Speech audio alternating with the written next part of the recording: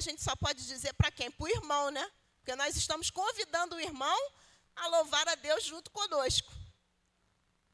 Não é verdade? Então, quantos cânticos aí precisavam ser revistos por causa do significado dessa palavra? É verdade. Mais algum irmão quer falar alguma coisa?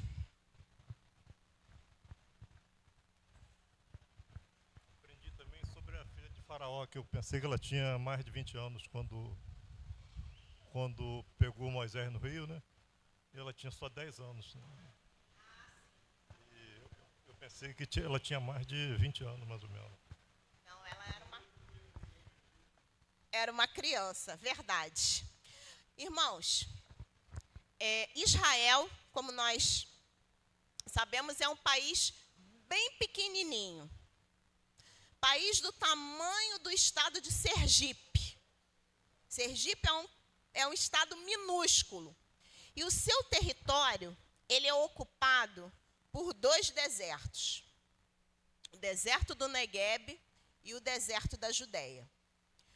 O deserto da Judéia aconteceram várias coisas, vários episódios aconteceram nesse deserto. O primeiro já estava predito lá no livro de Isaías, capítulo 40. Vamos abrir. Isaías 40.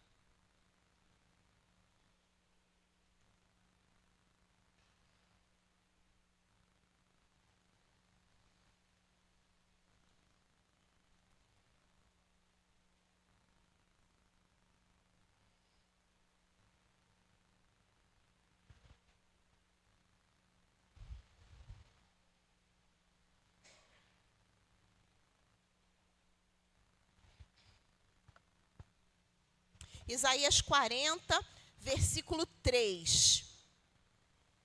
Voz do que clama no deserto, preparai o caminho do Senhor, endireitai no ermo vereda a nosso Deus. A respeito de quem Isaías estava falando nesse versículo?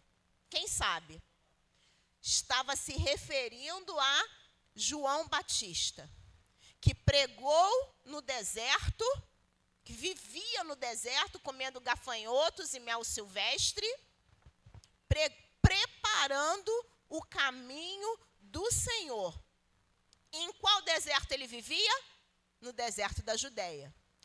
Esse deserto também foi palco da tentação de Jesus. Vamos abrir lá em Mateus, uma das referências que temos, né? Mateus capítulo 4, versículo 1.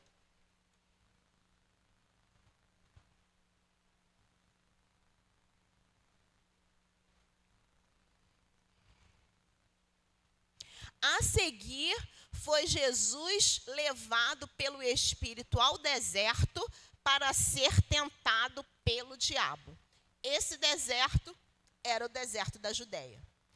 E ele também foi cenário de uma das parábolas de Jesus. Que parábola será que foi essa? Algum irmão quer arriscar responder? Que parábola pode ter sido essa? Não. A parábola do bom samaritano. Vamos abrir lá em Lucas, capítulo 10.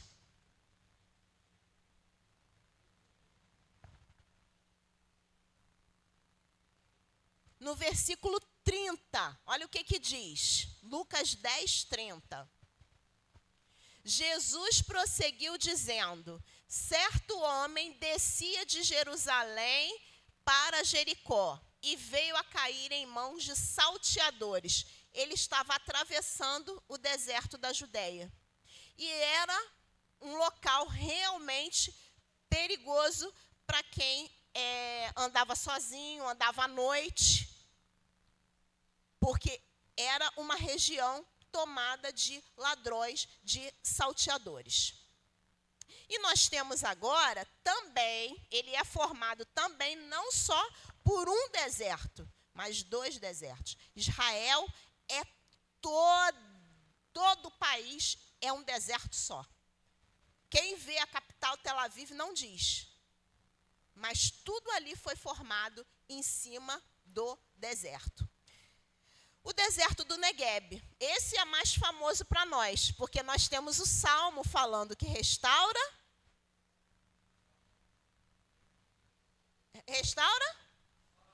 a sorte como o quê? As torrentes do Negueb. É desse deserto que o salmista fala.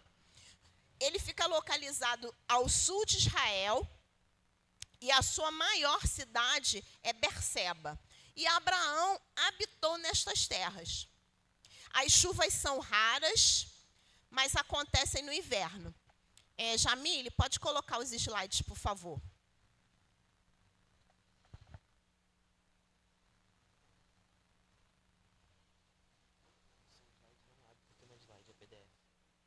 Mas eu...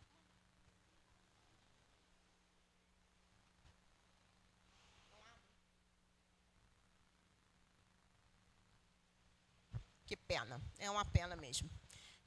Que eu tinha trazido um vídeo para vocês como que é a chuva no deserto do Negueb, né? Então, ele fica localizado ao sul de Israel e a sua maior cidade é Berseba. Abraão habitou nessas terras, né? As chuvas são raras, mas acontecem no inverno, trazendo renovo para o deserto. Então, nessa época do ano, o deserto floresce. E a chuva começa nas rochas, começa lá em cima, e a água vem descendo as montanhas, levando essas águas até o Mar Morto. E como resultado disso, as flores tomam conta da região. Os pais levam os filhos para tomarem banho de lama, quando as águas vêm percorrendo todo o deserto. E a tecnologia, ela contribuiu muito para o florescimento no deserto. É uma pena que eu não vou poder mostrar, porque o computador não abre o meu arquivo. Temos lá imagens que iam ser excelentes. Mas como Israel superou a escassez de água e transformou o deserto em terra fértil, de produção de hortaliças, frutas e algo interessante, Israel não tem água e exporta água.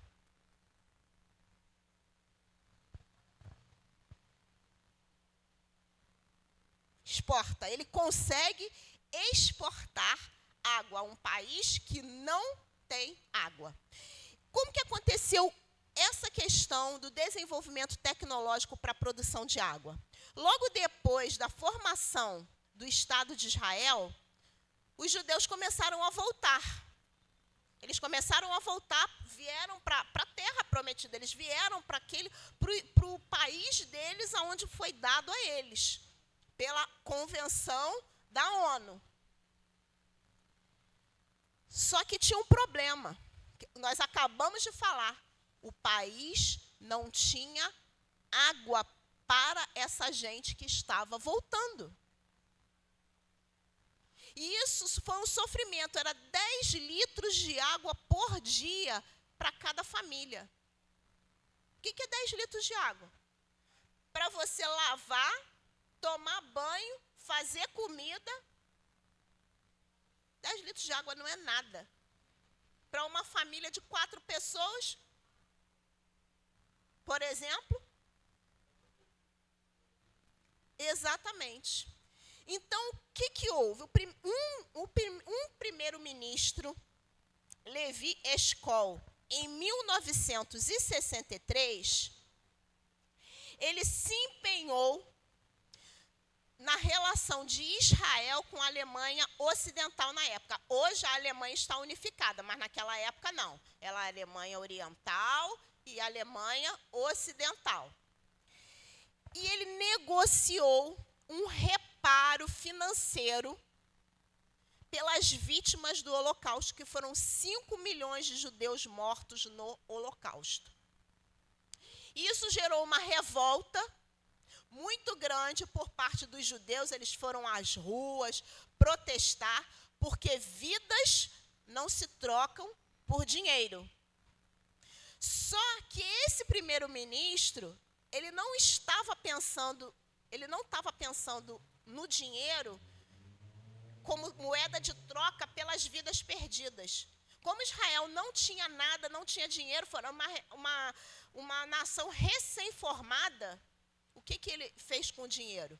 Ele utilizou esse dinheiro para desenvolver uma tecnologia para a produção de água.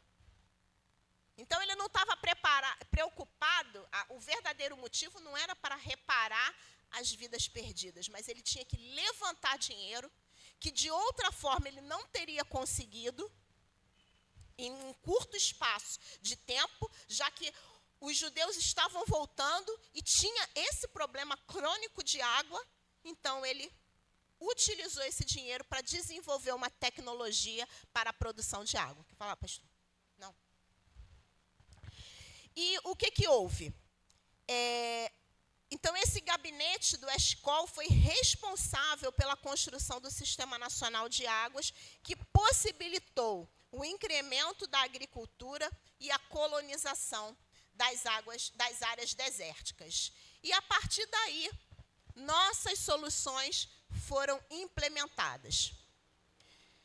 75% da água produzida lá é de esgoto. O que eles fazem? Eles reutilizam essa água. E a água é tão pura, que ela é apta para beber. Só que eles não utilizam essa água de esgoto reutilizada para a população. Eles utilizam na agricultura. Como nós vamos ver aqui em Êxodo, capítulo 3, versículo 8, o que está escrito lá? Êxodo 3, 8.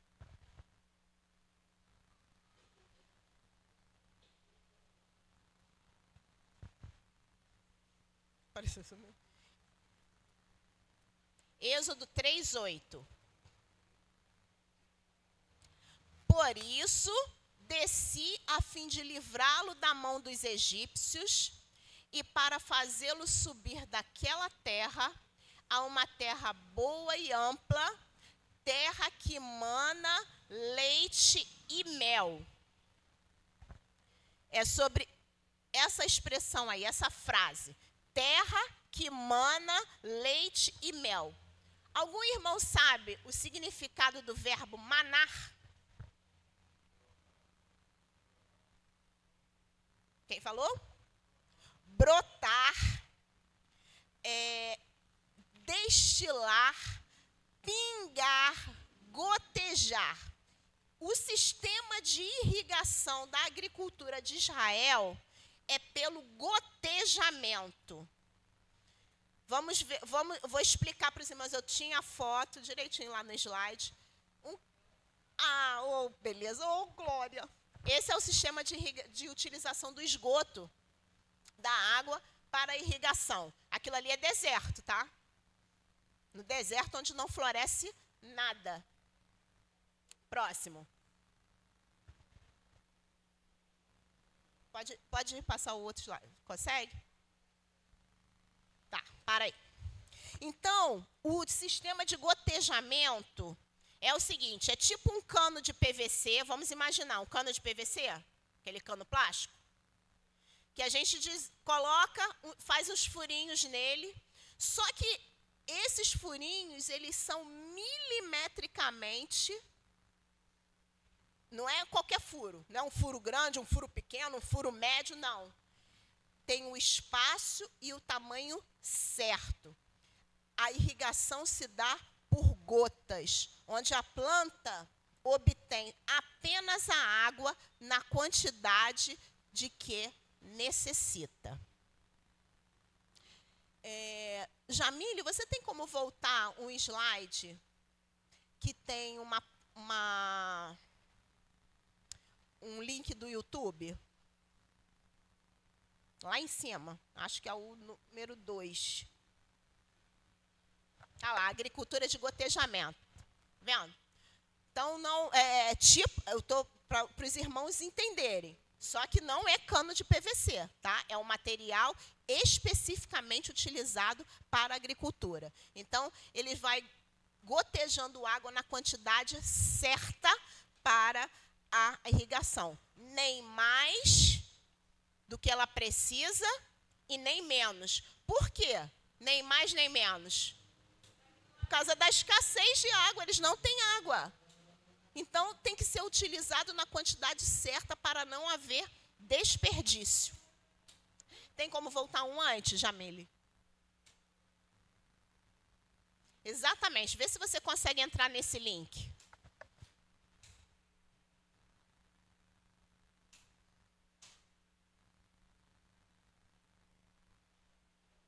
Não, tá bom.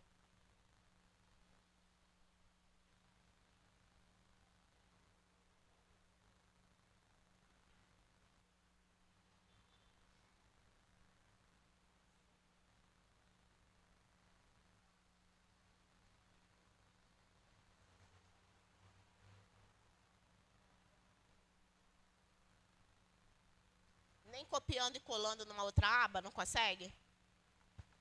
Esse era um exemplo, né, do deserto, quando chove, nas montanhas a água vem descendo. Isso aí é um ponto turístico, né, para quem vai a Israel. É obrigatório você ver esse fenômeno acontecendo das águas descendo as torrentes do Negueb. Como a água é muito seca, ela se racha. Né? Ela se racha. A gente, quando fica muito tempo sem beber água, a gente fica exatamente como o solo das torrentes do Negueb. O solo do Negueb fica todo rachado, a água passa e vai direto. Na verdade, nós temos que ser esponja para absorção de água. Mas quando nós passamos muito tempo sem beber água, nós nos tornamos uma terra seca. A água não para no nosso organismo. Então, por isso, como a natureza nos ensina, que nós devemos ser água, nós devemos ser esponja, e não solo desértico. Então, vai passando então os slides, vai lá no número 5, sobre o projeto de dessalinização, que é a utilização da água salobra, que é a água que possui excesso de sal. Ela não é própria para banho, não é própria para beber, não se pode fazer nada com essa água.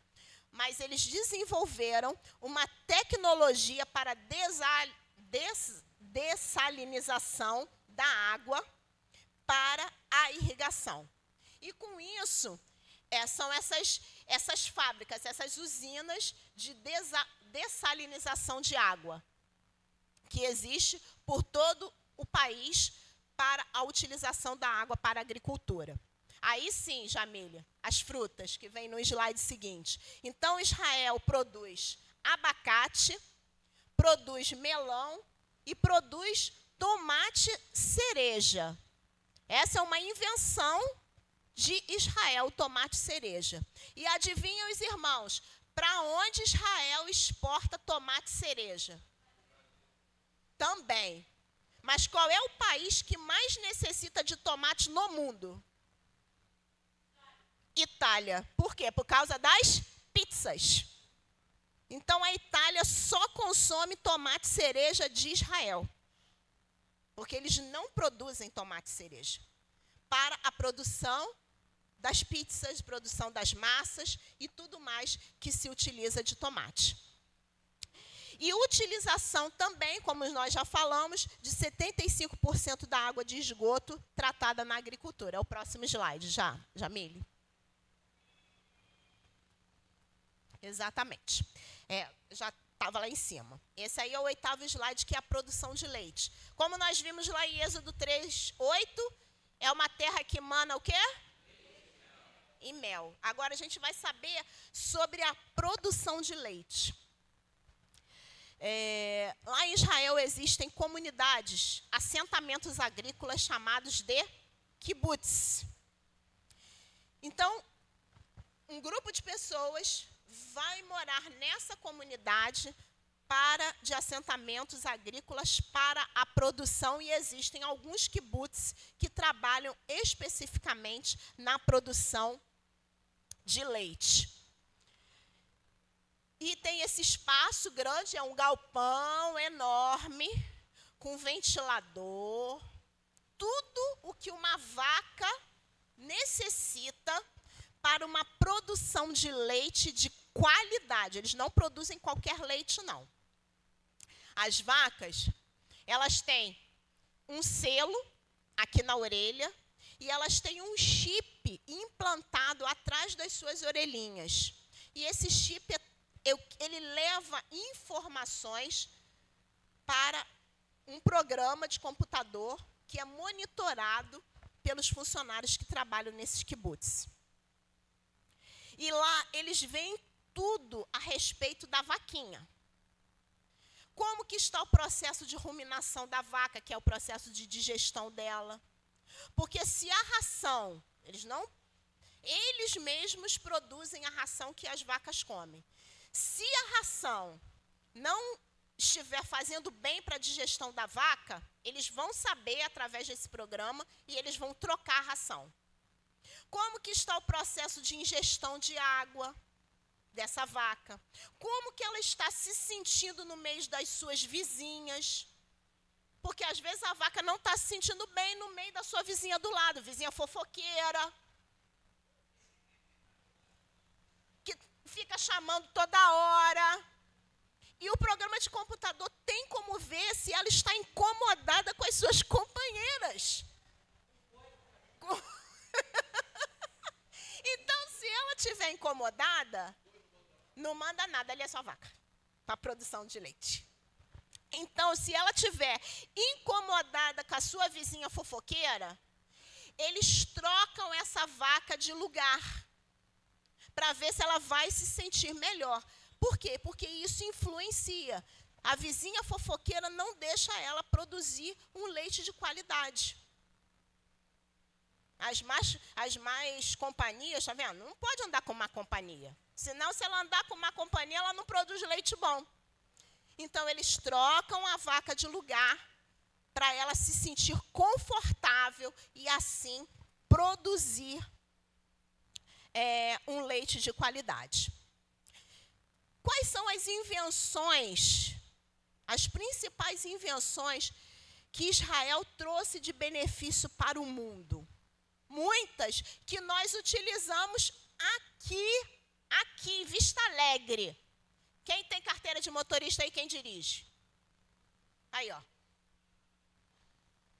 Os mais jovens utilizam uma invenção de Israel. Quem tem GPS? Quem trabalha com GPS? Sabe o que Israel inventou? Vamos lá, Jamília. Ali, ó. O que está naquele celular ali? O que é aquilo? O Waze. Que a gente coloca onde nós estamos, aonde a gente quer ir, e o Waze leva a gente. Antigamente, bem antigamente, quando a gente queria viajar, o que a gente comprava na banca de jornal, quando a banca existia ainda? O guia turístico, guia 4 rodas, e ali a gente ia traçando o nosso caminho para chegar no destino. Hoje o Waze faz isso. Embora tenha alguns lugares, às vezes, que ele já levou pessoas para, inclusive aqui para Niterói, para áreas um pouco, né, perigosas. Mas ele funciona, assim como outros aplicativos. Fala, irmã Zuleida. Exatamente, usava a bússola. Hoje não, a bússola agora é o Waze. Outra coisa, aquela máquina azul que está ali em cima se chama Watergene.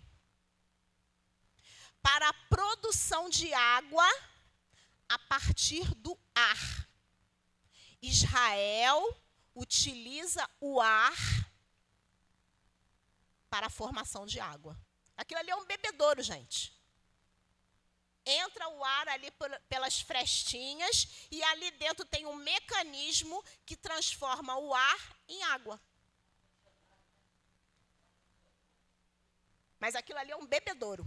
E ele é exportado para vários vários países, principalmente da África, que tem escassez de água. Isso aí é colocado nas ruas para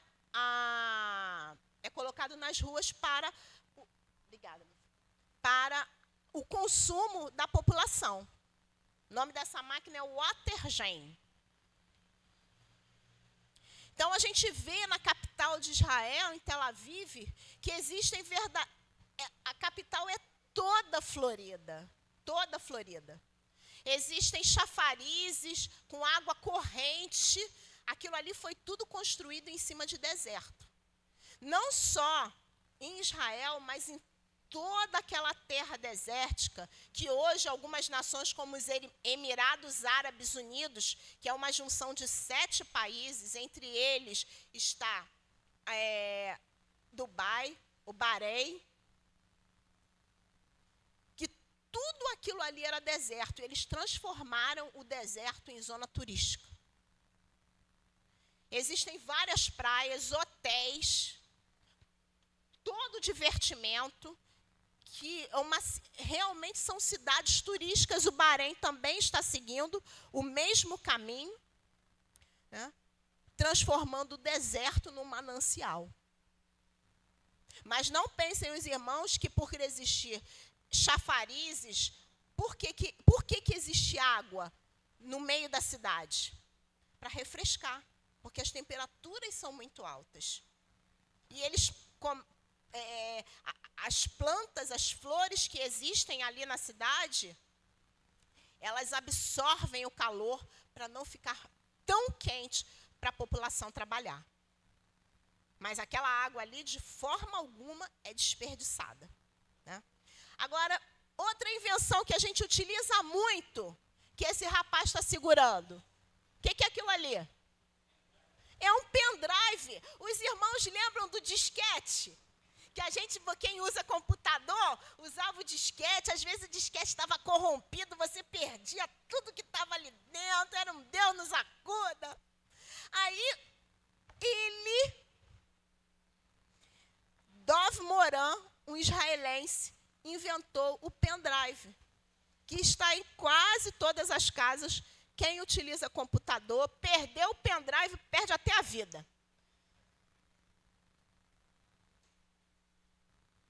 Que ali a gente consegue armazenar as informações.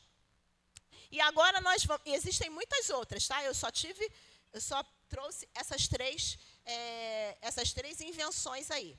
Agora vamos às celebridades, as pessoas famosas que nasceram em Israel. Primeiro, quem é esse senhorzinho ali? Famoso, Albert Einstein. Albert Einstein,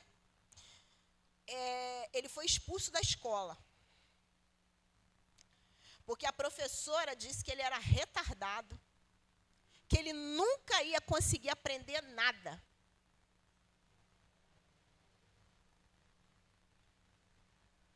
E a mãe dele não desistiu. A mãe dele não desistiu dele. É porque ele tinha um QI, irmãos, acima da média das outras crianças. Ele não aprendia. Aquilo que as crianças estavam começando a aprender, ele já sabia. Então, a mãe dele ensinou ele em casa. Só que, como ele tinha um problema sério de atenção, ele não conseguia prestar atenção, ele se distraía.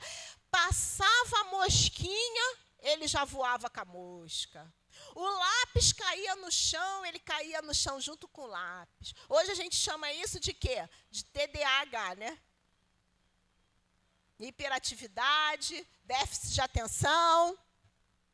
Mas naquela época não existia nada disso. Aí a professora chamou ele de retardado. Ele nunca vai aprender. E a mãe dele não desistiu. Quando ela percebeu que ele se distraía com muita facilidade, ela colocou ele na aula de violino, porque ela tocava piano. Ela colocou ele na aula de violino. E ele detestava violino. Detestava.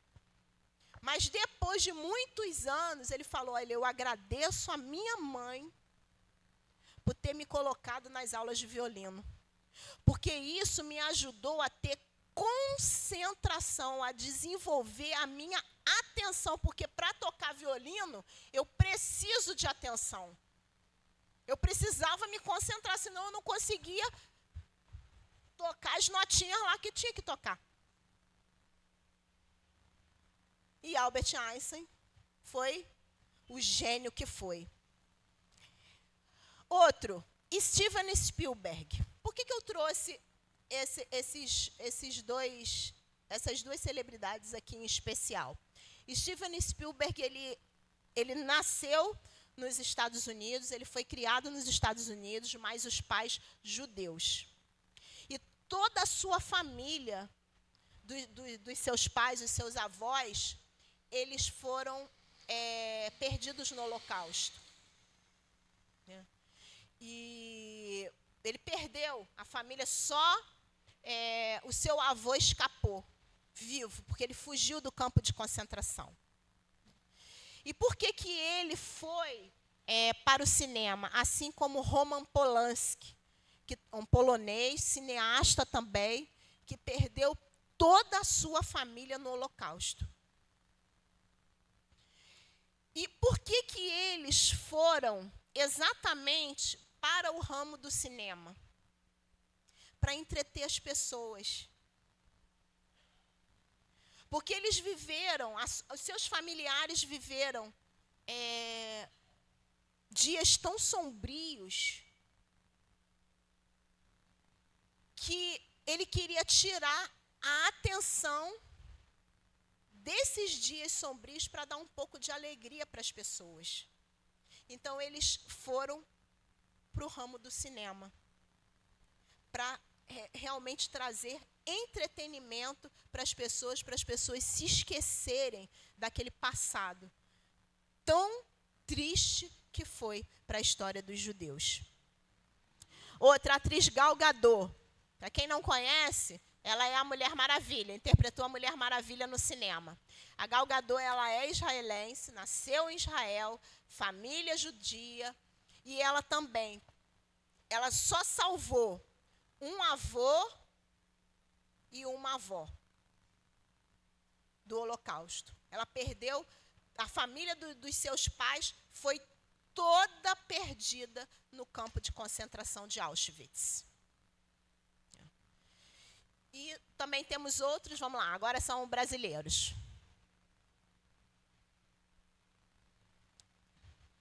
Temos o Roberto Burle Marx, que era um paisagista, o piloto Tony Canaan, que ele corre na Fórmula Indy, e o maestro Isaac Karabichevsky, que também são judeus. Existem muitos outros, tá, irmãos? Existem muitos outros brasileiros, artistas, inclusive, Caco Ciocler, Dan Stubach. O nome dele é Dan, não é à toa, porque a família dele faz parte da tribo de Dan, por isso que o nome dele é Dan Stubach. Né? E outros mais. Que a Jeanne Sfat também era judia, muitos outros. Aqui no Brasil, a comunidade judaica aqui no Brasil é bem grande. Então, como nós podemos ver, as nações inimigas tentaram banir Israel do mapa. Eles tentaram acabar com a história de Israel. Eles queimaram todos os livros que contavam a história de Israel. Porém, a história de Israel não estava escrita em livros. Estava onde? Aqui, ó. Então, eles conseguiram reescrever a sua história. Por quê? Porque a história estava guardada aqui. Então, a falta dos livros, que foram todos queimados pelas nações inimigas, não conseguiram apagar esse povo da face da terra. E Israel permanece como nação independente até ao dia de hoje. E graças a Deus por isso, né? Porque hoje nós podemos contar a história desse povo. Que o Senhor nos abençoe. Pastor, o senhor quer falar alguma coisa? O pastor ainda tem outras curiosidades para contar. Primeira curiosidade é sobre a vaca fofoqueira. Coloca aí, eu nunca tinha ouvido isso, mas é bíblico, é bíblico. Coloca aí, Jamil, 1 Coríntios 15, 33, olha lá. Aquilo que você falou, maior companhia, olha lá. 1 Coríntios 15, 33. Veja se essa vaca não está incluída ali. Não vos enganeis, as más conversações serve para a vaca e serve para a gente. Foi escrito para a gente, né? Não para a vaca. Eu só lembrei desse versículo porque, por causa do que Elane falou. Agora vamos lá. Algumas coisas sobre o que Elane disse. Eu tinha um amigo chamado Zenon. Eu já lhes contei isso. Ele ficava meio incomodado porque ele é judeu. Era judeu, ele já partiu. Partiu em Cristo. E como bom judeu, o que ele fazia na vida? Vendia. Judeu é ótimo para vender. Vende até capim seco para todo mundo ter lucro. Judeu, Zenon. E ele vinha do Rio, lá do Catumbi. Quem conhece aquela área lá, Estácio, não sei o que e tal. Ele vinha até São Gonçalo para me vender livro. E eu tenho bons livros que foram vendidos pelo Zenon. E uma das coisas que ele me disse, pastor, a manga brasileira é gostosa, não é? Eu disse, é. Pastor, eu fui a Israel na casa da minha tia, e ela me deu a manga que é produzida em Israel. Só precisa comer a manga que é feita lá, pastor. A nossa é boa, a deles é ainda melhor. Tudo o que eles fazem com qualidade. Ela falou do GPS, mas antes do GPS teve aquele pequenininho, que me foge o nome agora, um miudinho, não era GPS não. Hã? Não, umzinho, acho que é um que a gente encaixava, pendrive. O pendrive também é uma invenção deles, o pendrive. Outro cidadão que o mundo inteiro deve muito a ele. E ele casou, não sei lá, 3, 4 vezes. Eu sei que a quarta esposa dele era uma brasileira. E a gente deve muito a ele e a um outro judeu junto com ele, aquele que era judeu também, chamado Albert Sabin. A ponto da vacina ficar com o nome de vacina Sabin. Invenção de um judeu. Outra, quantas noivas, hoje já não está mais assim não, mas quantas noivas entraram na igreja no dia do casamento? O senhor ainda foi assim, não foi? Lá em Brasília. Graças a quem? A um judeu chamado Mendelssohn. É a Marcha Nupcial, escrita por Mendelssohn, mais um judeu. E um filme que às vezes eu falo nele, eu esqueci o nome da Denise. Denise não gosta de vilão, porque o filme é triste, faz você chorar. Mas o filme tem uma história, essa história de Polanski e de Spielberg, fazer filme para entreter o povo de tanto sofrimento do povo dele, isso aí. O nome do filme não tem nada a ver com a história, mas é o que o autor persegue. Esse filme ganhou o Oscar de melhor filme estrangeiro há uns 10 anos atrás. Não sei aqui quem já viu esse filme. Vale a pena ver. A Vida é Bela. Quem já viu? A Vida é Bela. O filme é de fazer chorar. O pai faz de tudo para mostrar para o filho Josué que vale a pena viver. Judeu. Uma outra coisa que me lembrei aqui também sobre eles, outros nomes famosos que me fugiram aqui agora, mas deixa estar. A questão é, a gente está contando isso não é para exaltar Israel. Pastor, Israel fez tudo certo? Não. Israel fez muita coisa errada. E isso tudo aí, muito disso aí, inclusive o holocausto, é consequência da desobediência de Israel. É consequência da desobediência de Israel. Porque Deus tinha dito a eles, se vocês me obedecerem, eu vou abençoá-los.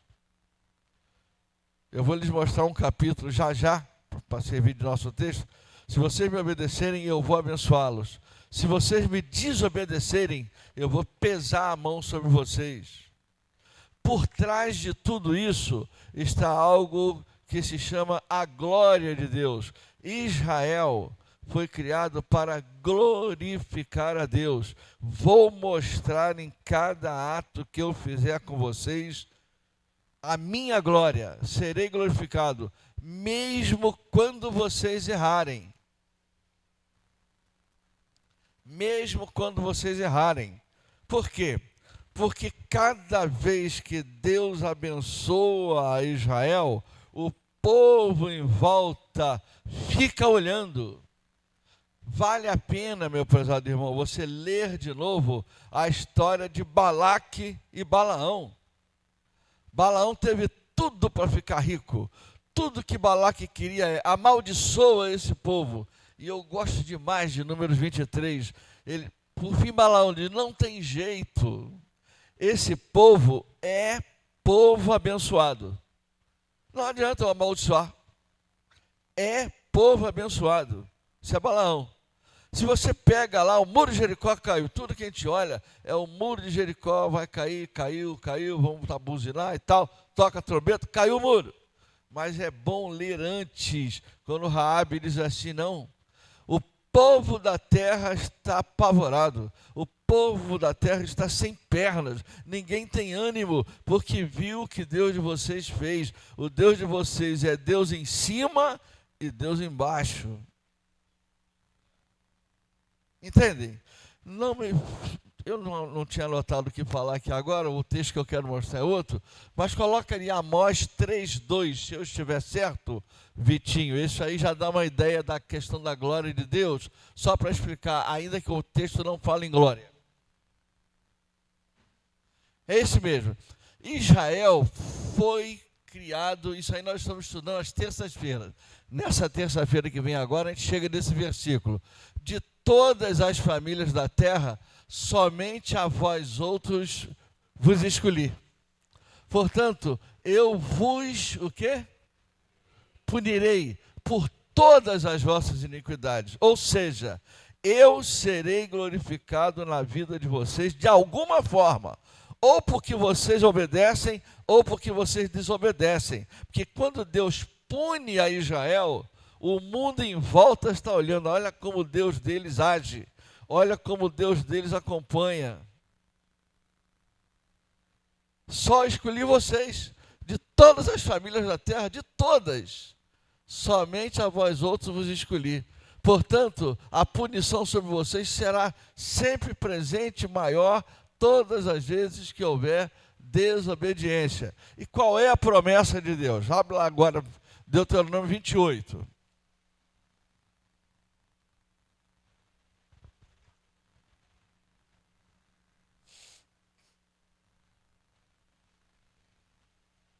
Para não parecer que a igreja evangélica, porque isso é uma questão também de luta espiritual, parecer que os crentes sempre defendem Israel, sempre defendem Israel. Não, os crentes defendem a palavra do Senhor, e a palavra do Senhor diz que Deus abençoa e que Deus castiga. Ninguém gosta de falar nisso, nem os crentes. Deus castiga sim. A própria Bíblia diz, qual é o filho que se ficar sem correção, vai progredir na vida? É por isso que muitos da minha geração, hoje ficam admirando as varadinhas que levaram da mãe. Eu levei muitas.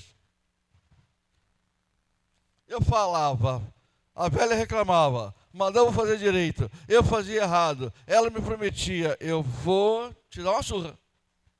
Não, hoje não pode, vai dar delegacia, vai dar polícia, vai dar... Que bom que naquela época não tinha isso. Eu levei muitas varadinhas da velha. Hoje eu fico pensando, se ela não faz isso, eu não sei se eu estava vivo, porque eu ia sair aprontando pelo mundo afora. E ela conversava e ela cumpria. E a velha, apesar de ser sem instrução, quase nada, ela tinha alguns cuidados. Ela leu um bendito de um livro que sumiu e ela passou a vida inteira reclamando que o livro sumiu. Mas no livro ela aprendeu algumas coisas. E uma das coisas que ela aprendeu é: o que você prometer a uma criança, cumpra. Se você prometer a ela uma mariola, é uma mariola, vale nada, né? Uma mariola. Dê. Se você prometer a ela que vai passear com ela na praça, vá.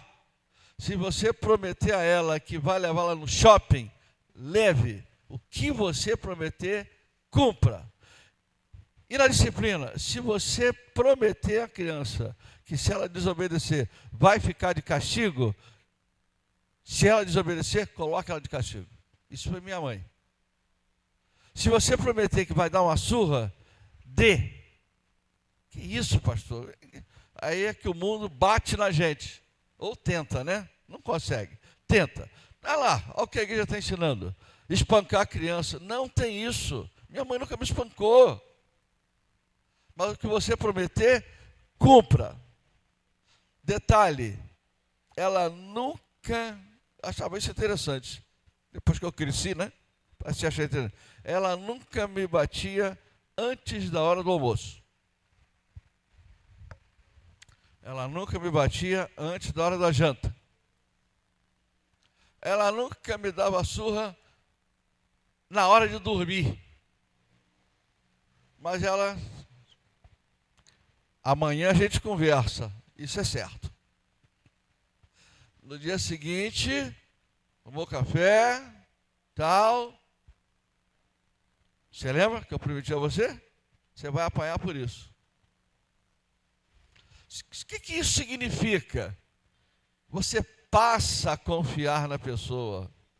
Que ela me prometeu o sorvete, me deu. Ela prometeu a mariola, me deu. Ela prometeu me levar na praia, me levou. Ela prometeu dar uma surra e me deu. Ou seja, ela tem palavra. O que ela fala, ela cumpre. Um dos grandes problemas que as crianças têm hoje é que elas sabem que não podem confiar no pai e na mãe que têm. Primeiro porque o pai e a mãe muitas vezes não têm testemunho para dar, não tem moral para passar para o filho. E depois porque o pai... Aqui na igreja a gente vive essa experiência. A Denise de vez em quando me conta. Há anos atrás teve classe, Denise disse, agora todo mundo quieto. Eu falei, todas as crianças quietas. E o barulho continua. Aí Denise diz, peraí, chega para a criança que está falando, você entendeu o que eu disse? Não entendi. É para ficar quieto. A criança levava um susto. Porque sempre a mãe dela mandou ela ficar quieta, ela nunca ficou. Agora aparece uma professora pequenininha, é para ficar quieto. Esse é um dos lances, deixa a gente pensando. Ela nunca recebeu uma ordem e quem deu a ordem foi cumprir. Outro caso que particularmente eu acho chocante. Era uma criança que estava, não sei se foi aqui na igreja ou em algum lugar que Denise estava fazendo palestra. A criança irrequieta para lá, para cá, espoleta e faz, e acontece, não sei o que e tal, não sei o que. Aí Denise resolveu dar um castigo a essa criança. Fulaninho, senta aqui na frente do meu lado. Aconteceu que Denise não esperava. Do seu lado, tia. Você não precisa ser psicólogo para entender o seguinte. Nunca esse pai e mãe mandou essa criança sentar do lado, deu um abraço e um beijo, ou fez como a minha mãe cansou de fazer, que ela fazia isso não só comigo, mas com meus primos também, que era mais de 30 e tal. Carinho, carinho, amor, carinho. A criança ficou do seu lado, tia. O castigo virou bênção para a criança. Qual é a questão? Nós não defendemos Israel. Israel faz coisa errada? Faz. Ainda faz? Faz. Agora, há uma coisa maior para pensar, que aí foge de mim e do que Elaine falou. O Davidson falará melhor. E hoje, como estamos? Hoje estamos com Deus cumprindo tudo que Ele prometeu. Abençoar e corrigir. Abençoar e corrigir. Eu estou querendo estudar, a ideia da Elaine foi excelente, pastor, vamos estudar Israel, vamos, a revista está chegando, já chegou e tal. Para a gente entender qual é o plano de Deus, mostrar a sua glória sempre, até quando parece que tudo vai dar errado. Por exemplo, maná. O que significa maná? Gotejar, surgir, brotar. O que o povo comeu no deserto? Maná. O que o pastor Leônidas sempre diz? Evangelho é uma questão de razão e fé. A fé vem pelo ouvir. Eu ouço, eu creio, eu aceito, entra no meu coração e tal. Qual é a questão? Razão e fé. Pega maná para um dia só. Alguns sem fé pegou para 2 dias. Como é que o senhor sabe que é sem fé? Por 2 razões. Primeiro, que a Bíblia mandou pegar para um dia só. E segundo, porque quem pegou para 2 dias, no dia seguinte, deu bicho. Ah, pastor, então o senhor está dizendo que... Mas não está escrito lá que ele não tinha fé. Rapaz, o que você precisa mais? Além da desobediência, olha aí, a consequência. Deus quer mostrar o quê? A sua glória. A glória do Senhor salvou a liderança de Moisés mais de uma vez. O povo bravo, apareceu a glória do Senhor. Acalmou todo mundo. A glória do Senhor é a presença do Senhor. Que hoje eu e você temos o que Israel não tinha. A palavra impressa no smart, na mídia e tal. É a oração, é a comunhão. Agora vamos lá, Deuteronômio 28, o que diz lá? Não vou ler tudo não, porque o capítulo é muito longo. Só vou destacar alguns. É o Deus da promessa. E todas essas promessas Ele tem cumprido com Israel. Esse capítulo me chama muita atenção, porque até o versículo de número 14, ele fala de bênção. 67 menos 14, quantos dá? Matemáticos de plantão? Hã? Olha, pouca gente falou e quem falou está sem certeza, porque ninguém está me falando alto. Fala alto. 53, vamos lá. Obrigado, Hernandes. 53, por que eu estou fazendo essa continha? Porque até o versículo 14 é Deus prometendo bênção. Até o versículo 14. E do 15 até o final, do 15, quando você chega lá no versículo de número 69, é 69, não é nem 67, é só Deus falando da sua mão, pesando sobre o povo. Então, de 1 a 14, vê aí alguns poucos versículos. Agora, Elaine, tem que acender.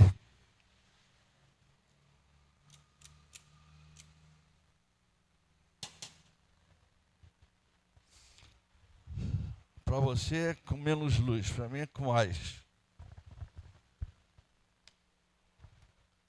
Olha só que interessante.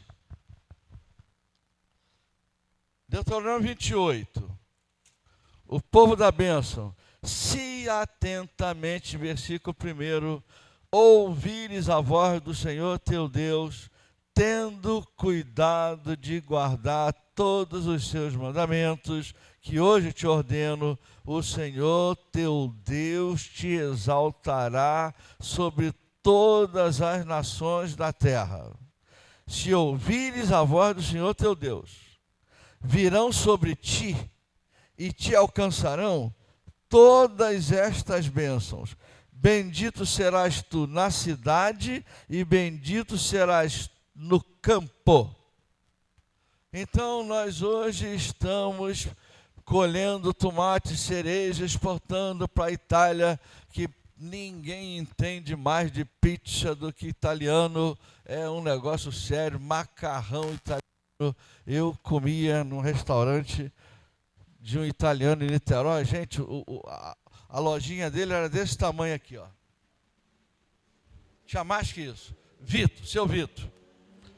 Chamava ele Dom Vitor, tal.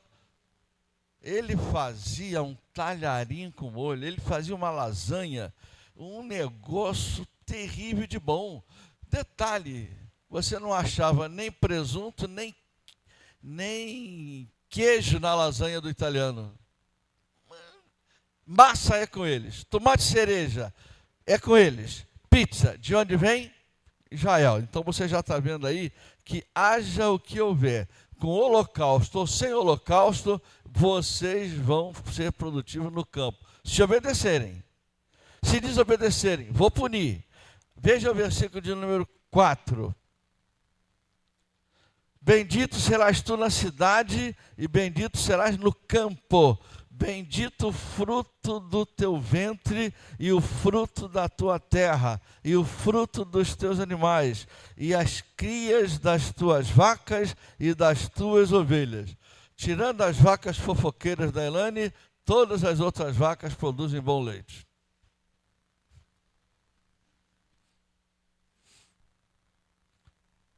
Suco de uva, azeite, você tem de Israel.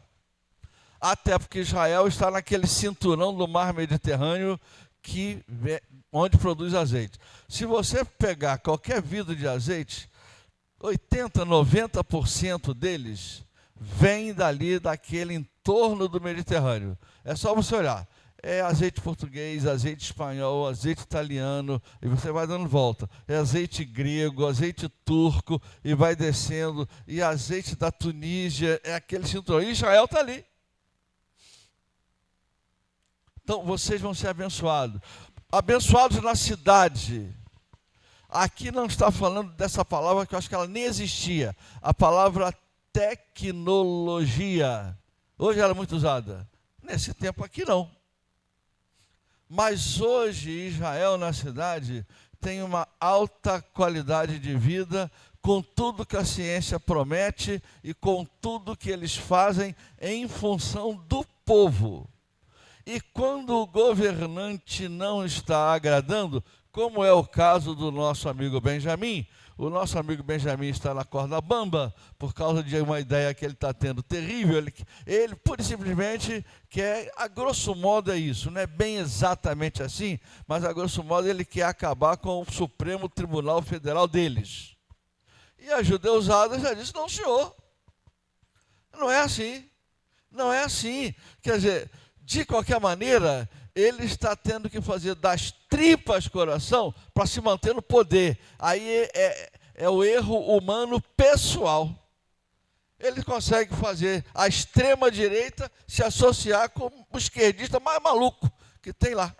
E o direitista mais louco também que tem lá. Mas por cima das nuances humanas, dos desejos humanos, está o Deus de Israel. Eu vou te abençoar. Dá mais uma olhadinha aí nesse capítulo 28, por exemplo, no versículo de número 5. Bendito o teu cesto e a tua amassadeira. Isso aí, meu irmão, antigamente era tudo na mão e no soquete. Cesto e amassadeira. Não existiam as máquinas de hoje. O que mais? Versículo de número 2. O Senhor fará que sejam derrotados na tua presença os inimigos que se levantarem contra ti. Por um caminho sairão contra ti, mas por 7 caminhos fugirão da tua presença. Isso aí nos leva a junho de 1967. Eu tinha 15 anos e comecei a acompanhar a história de Israel moderna. Isso entrou para a história da humanidade. A famosa Guerra dos 6 Dias. Eram 14 países árabes que formavam a RAU. RAU, R-A-U, significa República Árabe Unida, que era liderada por um egípcio, alguém aí da minha idade lembra desse nome? Gamal Abdel Nasser. Lembra, Zuleida? Não estou dizendo que Zuleida ficou velha, não. Só estou dizendo que ela tem a minha idade, só isso. Mas ela é minha prima, eu posso falar. Vamos lá. Gamal Abdel Nasser. Em 6 dias eles perderam a guerra. Por um caminho virão contra ti, por 7 caminhos sairão da tua presença. Houve situações chocantes. E aí parece que foi na guerra de 73, quando um pelotão judeu cercou, creio que no canal de Suez, não me lembro se foi ali no Suez, um pelotão egípcio. Vão matar todo mundo. Eles não. Atravessem de volta, voltem para casa. Voltem para casa. Quer dizer, e mais 24 horas de guerra, Israel tomava o Egito, que ia tomar a capital, o Cairo. Então, isso tudo é para a gente ver, Deus está presente sempre. Deus está presente. Agora vamos lá, para eu terminar, aí você precisa acompanhar comigo a partir do versículo de número 15, alguns textos. 15. Será, porém, que se não deres ouvidos à voz do Senhor teu Deus, não cuidando em cumprir todos os seus mandamentos e os seus estatutos que hoje te ordeno, então virão todas estas o quê? Deus faz isso, pastor? Está dito aqui. E vieram. E ainda tem vindo. Todas estas maldições sobre ti e te alcançarão. Olha, tem coisas terríveis aqui. Por exemplo, 16, maldito será na cidade tal. 17, maldito será a tua amassadeira, amassadeira. Maldito o fruto do teu ventre e o fruto da tua terra, e as crias das tuas vacas e das tuas ovelhas. E aqui serão malditas as vacas fofoqueiras e as de boa família. Todas. Muito bem. 79. O castigo é geral. Ah, mas eu sou obediente, eu não faço fofoca. Mas está no meio de um povo que não me obedece. Vai ser castigado? Vai. O que mais? Versículo de número 20. O Senhor mandará sobre ti a maldição, a confusão e a ameaça em tudo quanto empreenderes, até que sejas destruído e repentinamente pereças, por causa da maldade das tuas obras com que me abandonaste. Deixa eu escolher um outro aqui, que tem uns aqui bem interessantes. Versículo de número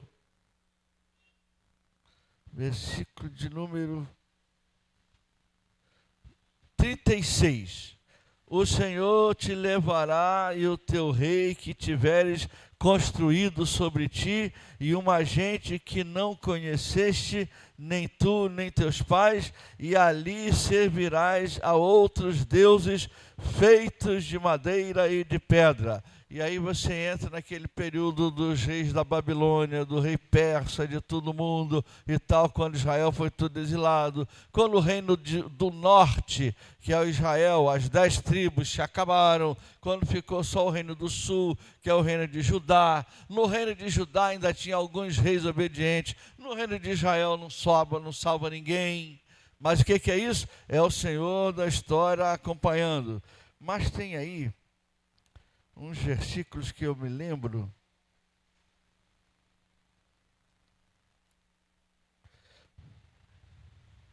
Versículo de número 45. Todas estas maldições virão sobre ti, e te perseguirão, e te alcançarão, até que sejas destruído. Versículo de número 60. Assim, com fome, com sede, com nudez e com falta de tudo, servirás aos inimigos que o Senhor enviará. Quem vai enviar o inimigo? O Senhor, que o Senhor enviará contra ti. Versículo de número 49. O Senhor levantará contra ti uma nação de longe, da extremidade da terra, virá como o voo impetuoso da águia, nação cuja língua não endurecerás. Israel experimentou isso mais uma vez. O que os babilônios fizeram? Mas tem um versículo, não me lembro se é o 67.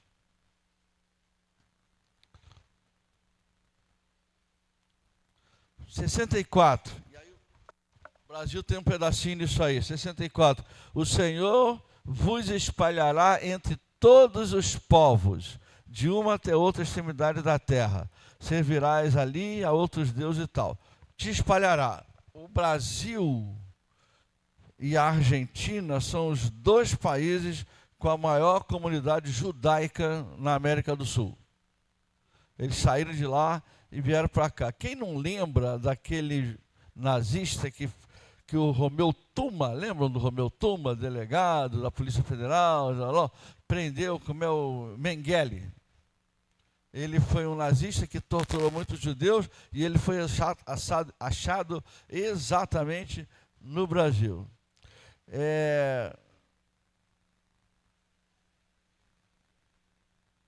Versículo de número 65. Nem ainda entre estas nações descansarás. 66. A tua vida estará suspensa como por um fio diante de ti. Terás pavor de noite e de dia, e não crerás na tua vida. Pela manhã dirás: ah, quem me dera ver a noite. E à noitinha dirás: ah, quem me dera ver amanhã. Isto pelo pavor que sentirás no coração e pelo espetáculo que terás diante dos olhos. O Senhor te fará voltar ao Egito. Tem um versículo aí que eu não consegui localizar aqui, que Deus ia feri-los com tuberculose, com isso. O que é isso? É só para dizer, o Deus que promete a bênção, promete o castigo. Qual? 22, obrigado, me ajudou muito. Vamos lá, 28, 22. O Senhor te ferirá com a tísica. O que é tísica? Tuberculose. O Senhor te ferirá com a tuberculose e a febre e a inflamação e com o calor ardente e a secura e com o crestamento e a ferrugem, e não te perseguirá até que... O que é isso? Para ninguém pensar que a igreja defende Israel em tudo, defendemos o Deus de Israel em tudo, no que ele promete abençoar e no que ele promete castigar. Agora, isso aí, Elane, se você quiser, a gente combina um outro dia para você fazer uma outra palestra, que essa de hoje foi muito boa. Vem cá. E a igreja? Isso tem a ver com a igreja?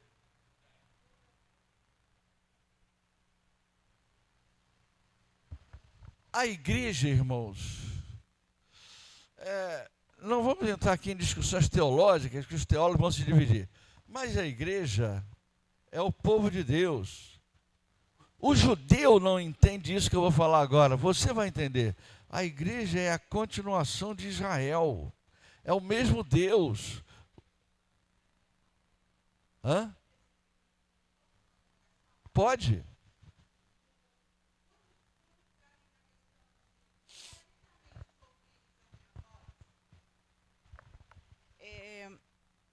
É algo que eu tive essa compreensão nesse texto, lendo esse texto, a partir de muitos questionamentos que eu tive com Deus em relação ao fato de uns serem prejudicados, amaldiçoados, etc. Eu achava que Deus era injusto.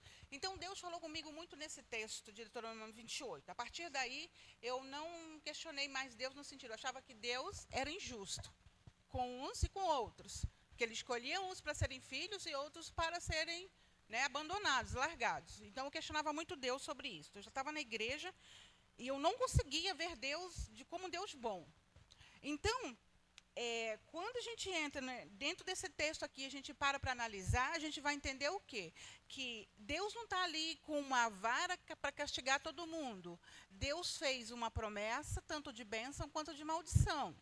Eu vou receber a bênção ou a maldição, dependendo de como eu seguir a Deus. Se eu estiver dentro daquilo que Ele quer de mim, que é se, tem a preposição se, porém me obedeceres e olhares atentamente para todos os meus mandamentos, então vocês terão todas essas bênçãos aí, que são apenas 14. Isso é muito interessante, que quando você fala de bênção, você fala em 14 versículos. Aí você vai lá para a maldição, É uma infinidade de versículos, 69 versículos, falando sobre, 68 versículos, falando sobre só a maldição sobre essa pessoa. Então, eu busquei uma herança maldita para mim. Eu coloquei a minha vida em perigo quando eu escolhi não obedecer. Então, logo eu já tenho essa maldição, porque existe um mandamento de Deus proposto para mim. E eu herdo essa maldição a partir do meu relacionamento de infidelidade com Deus. Compreende o que eu estou falando? Estou certo? Essa palavra eu herdo, ela precisa de alguns cuidados. Por exemplo, eu não herdo a maldição do meu pai. Correto? Do meu pai não. Então, essa história que se fala muito hoje, é quebra de maldição. Toda a maldição dos crentes foi quebrada na cruz. Aquele pequeno versículo aí do apóstolo Paulo, nenhuma condenação lá. Quebrou lá. Ah, mas o seu tataravô era africano e era feiticeiro.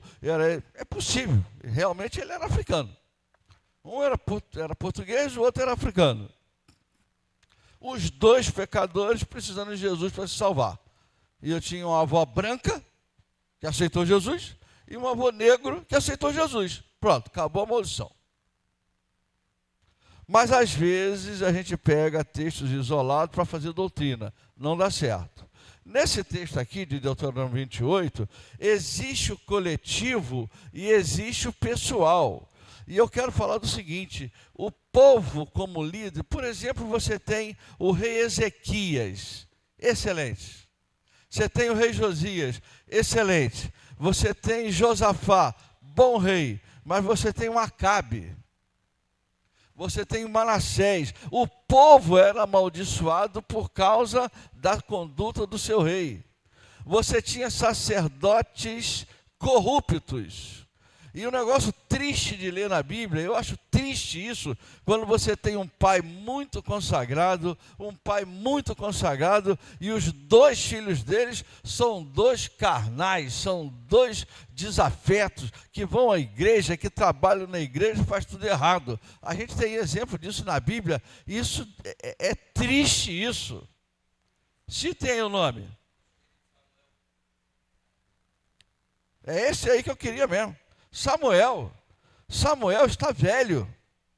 E os dois filhos dele, um é Joel, o outro me foge agora o nome. Os dois filhos deles eram sacerdotes, faziam sacrifício. Os anciãos de Israel chegam para Samuel. Você já está velho. Você não tem mais condição de dirigir o país. Para mim foi o maior sacerdote de Israel, foi Samuel. Você não tem mais condição. E os teus filhos? Os teus filhos, o povo está oferecendo sacrifício, eles estão pegando a carne e comendo, pegando qualquer parte, nem assou ainda. O que é isso? Você tem um sacerdote consagrado e você tem dois filhos corruptos. Corruptos sim, porque o texto diz que eles aceitavam suborno. E aí?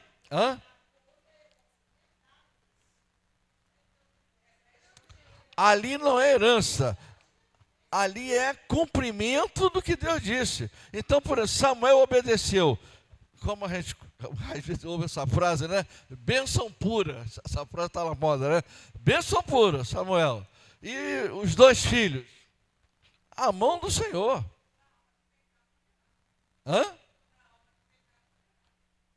E ali não tem nada de herança. Ali é só cumprimento do que Deus disse. Fala.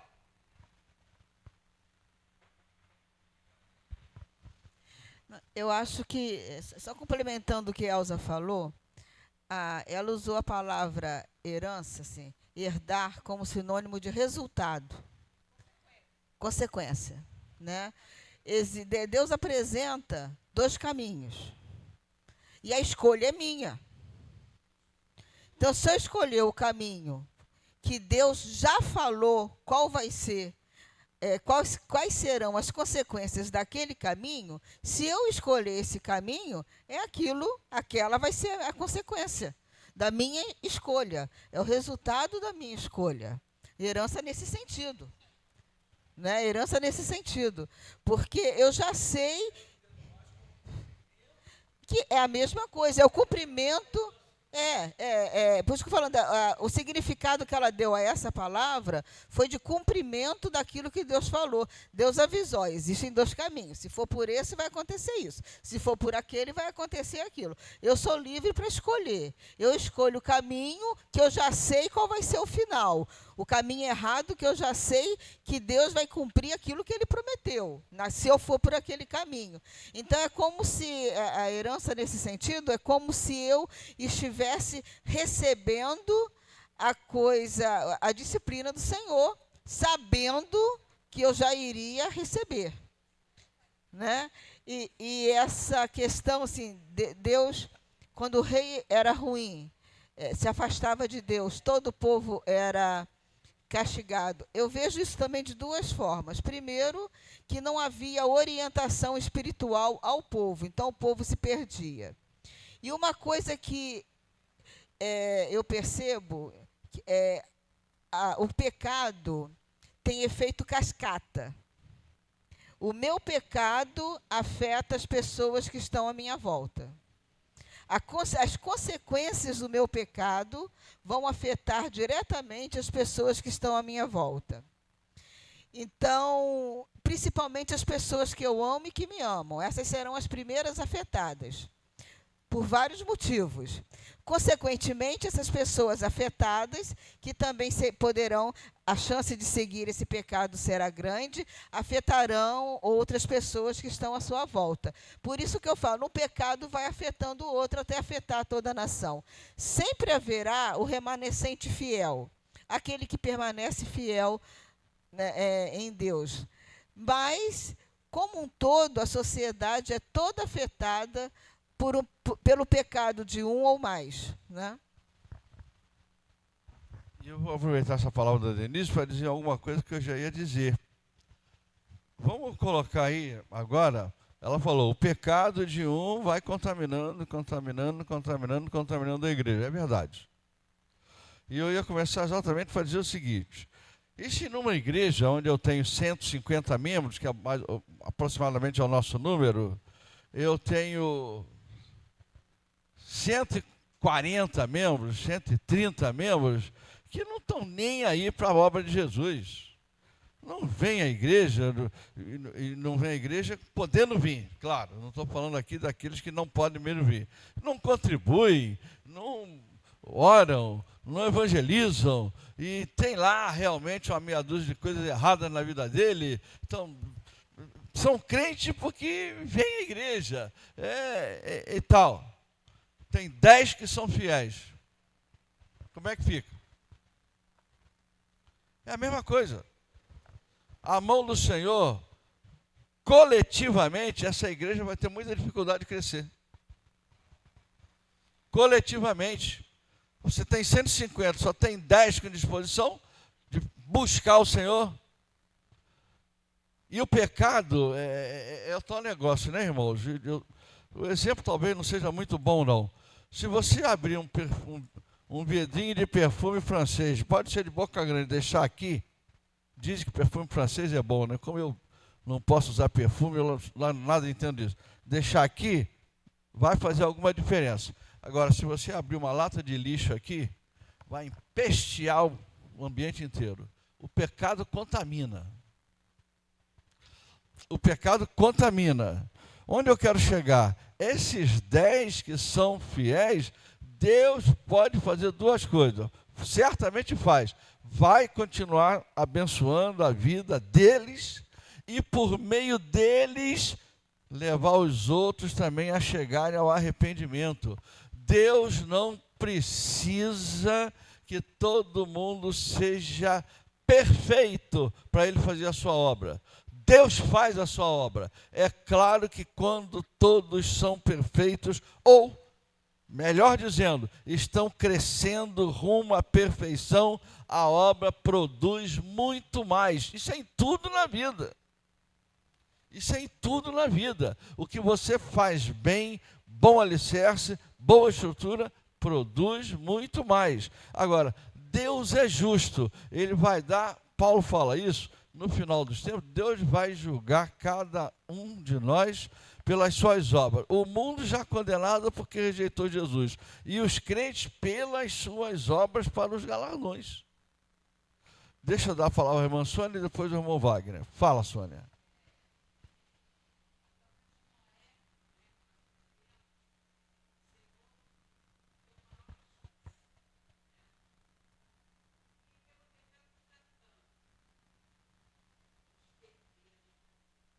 Isso.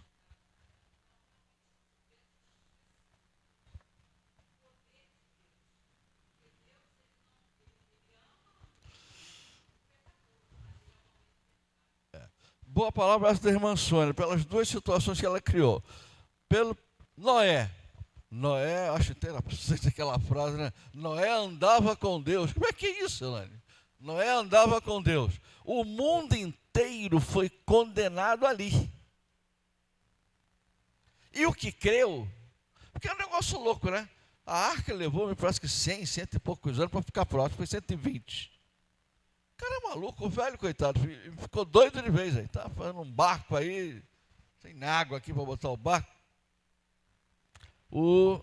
A fidelidade de um salvou a raça humana ali. E o resto? É triste, mas é verdade. Pereceu. Pereceu. Mas que Deus mau será?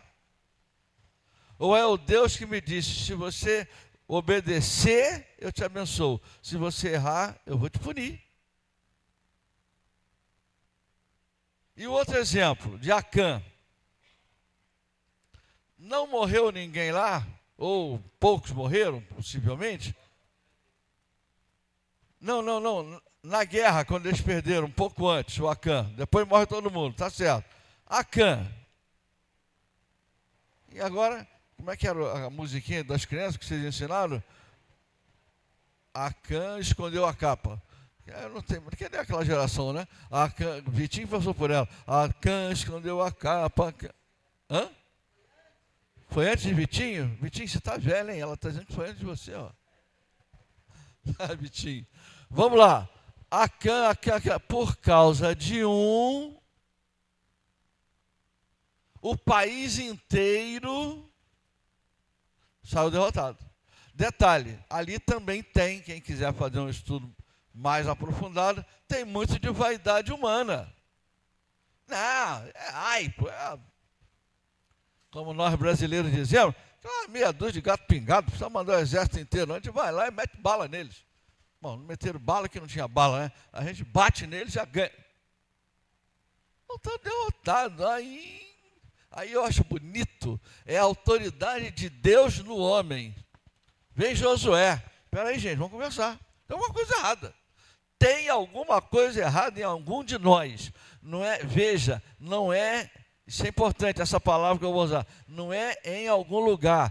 Tem alguma coisa errada em algum de nós. O lugar é esse mesmo, é aqui. A terra é nossa. Todos entramos nessa terra. Agora, algum de nós fez errado. E aí começa, vai. Chega na tribo, chega Acã. E agora? Juízo de Deus. Olha que morte triste. Lá no Novo Testamento, há um irmãozinho nosso que morre por fidelidade a Deus. Olha aí, a maneira de matar foi a mesma, hein? Morre por fidelidade a Deus. Morre apedrejado. Quem foi? Estevão. Lá no Velho Testamento, um filho de Deus morre apedrejado por desobediência. Quem é esse? É o mesmo Deus. Wagner, depois esqueci teu nome, meu filho. Já. Fala, Wagner.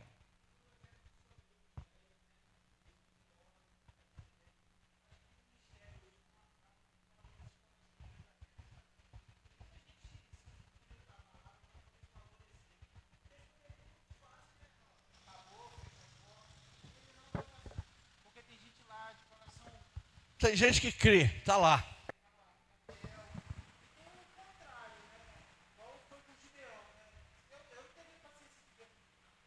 Gideão é outro exemplo fantástico, porque a história de Gideão é chocante, né?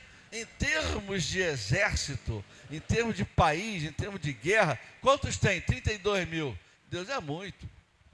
Quem tiver comida aí, não tiver a fim de ir, casou agora, volta para casa. Gente, voltam 22 mil. Ficaram quanto? 10 mil aí, Deus, ainda é muito. Vamos fazer um teste de sobrevivência aí. Bota para beber água. Senhor, só ficou 300. Ótimo. Vamos lá. A questão de Deus não é quantidade. Quem tem agonia com quantidades somos nós humanos. É por isso que o mundo inteiro é louco. Gente, esse pessoal que trabalha em bolsa de valores, ou eles vão parar no hospício ou vão largar a profissão. Que aquilo é uma maluquice. Cada vez que o Biden espirra, ou cada vez que algum louco no Brasil fala uma bobagem, a bolsa sobe, a bolsa cai, a bolsa... Ah, o Elon Musk, sujeito mais rico do mundo, né? O Elon Musk perdeu milhões de dólares. Não fez a menor diferença para ele, porque está nadando em dinheiro. E o cara que trabalha na bolsa, você vai perder o emprego, seu idiota, porque você investiu na hora errada. Esse é o problema humano, quantidade. E Deus, está Josafá lá, Senhor, o rei vai acabar com a gente, mandou dizer que ganhou de todo mundo, vai ganhar de nós também, Deus.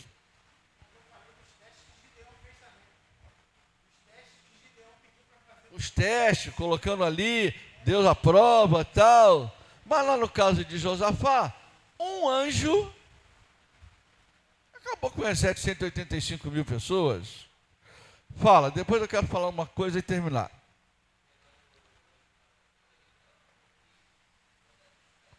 Peraí, meu filho. Peraí. Só da igreja com a paz do Senhor. Pegando o gancho que a pastora falou, Jonas, quando se negou a ir a Nínive para ir pregar para o povo lá, ele entrou no barco e estava dormindo no navio. O capitão do navio foi lá. Qual é a sua ocupação? O que tu tem que tu dorme? Aí, qual é a sua ocupação, de onde vem? Quando Jonas fala que ele era hebreu, o capitão do navio se estremeceu, teve medo. Aí Jonas falou, esse vento veio sobre a gente, perderam muito bem, que foram lançando as coisas do barco valiosas que eles tinham no barco. Aí Jonas falou, essa tempestade vai cessar se vocês me jogar ao mar. Aí foi quando Jonas foi jogado ao mar. O que eu quero dizer com isso? Que ele estava em desobediência com o Senhor e as pessoas foram perdendo as coisas por causa dele. Às vezes a pessoa, quando está desobediente ao Senhor e para próximo a alguma pessoa, vai trazer perigo para as pessoas que não servem a Deus ou não conhecem a Deus. Isso. E Jonas também foi castigado por ficar 3 dias no ventre da baleia. Jonas, o que eu admiro muito em Jonas, sabe o que é? É a fé. Quando ele percebeu que o problema era ele sabia. Tamanho da fé e a salvação do crente é eterna. O que a gente faz com você? Me joga no mar. Me joga no mar. Isso, se fosse hoje, daria um enorme problema diplomático. Navio brasileiro joga americano no mar. Confusão à vista. Eram outros tempos e o Deus eterno comandando tudo. Eu quero terminar dizendo uma coisa.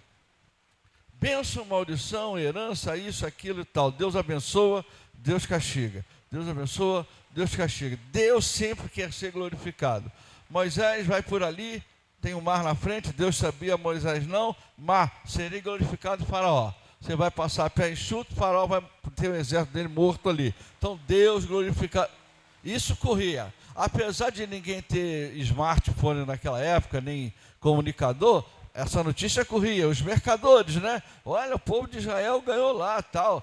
Tanto que no livro de Números há uma expressão bem interessante, né? Depois, em uma das versões, já é a versão atualizada, pelo menos, está escrito assim, quando Balaque está com medo do povo de Israel, ele chama Balaão para amaldiçoar, mas a expressão que ele usa é a seguinte, não, esse povo vai passar aqui e vai acabar conosco como o boi lambe a erva. Lambe. Veja bem, Deus abençoa, Deus castiga e tal. Agora, herança, meus filhos estão salvos? Eles vão ter que tomar, graças a Deus, o Samuel tomou. Uma das coisas que me chamou muito a atenção do Samuel foi a serenidade dele na véspera da cirurgia. E pelo que ele deixou escrito depois, certeza. Ele sabia que ele corria um sério risco. Sabia. Agora, quem dá isso? Cristo. Daniel, Rafael, aceitaram a Cristo? Sim. Mas, meus irmãos, por que eu estou falando disso? Não é para falar nem de Daniel, nem de Rafael, nem de Samuel. Estou falando disso para que os irmãos entendam que o que aconteceu com Samuel e Eli, pais que não sabem educar os filhos, Eli perde o sacerdócio por isso. Eu faço questão de dizer isso no seminário. Olha, alunos, vocês precisam ter cuidado com a criação dos filhos. Eli perdeu o sacerdócio porque não soube educar os filhos. Seus filhos erraram e você não fez nada. Que isso, pastor? Deus chamou a mim.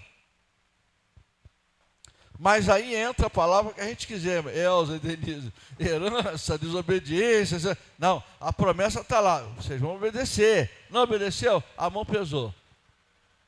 Ofni e Finéias, quando o pastor Idauro fez a primeira ou segunda palestra, depois lá no gabinete, não falei aqui na hora, não falei, Idauro, depois dá uma conferida lá, vê no hebraico como é que está. Idauro, né, que eu falei? Idauro, tira esse camarada da minha cabeça. Não, é meu amigo.